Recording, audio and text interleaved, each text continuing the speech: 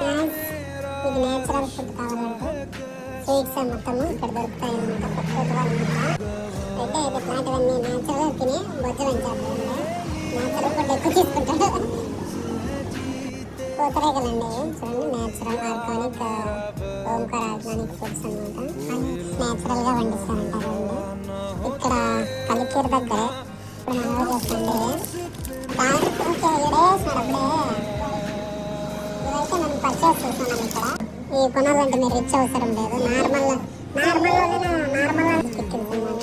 ఈ పిక్కిల్ కొనాలంటే రిచ్ అవసరం లేదు. నార్మల్గా ఉన్నాయని కొనుక్కునేటచ్చు. రొయ్యలు కూడా ఉన్నాయన్నమాట.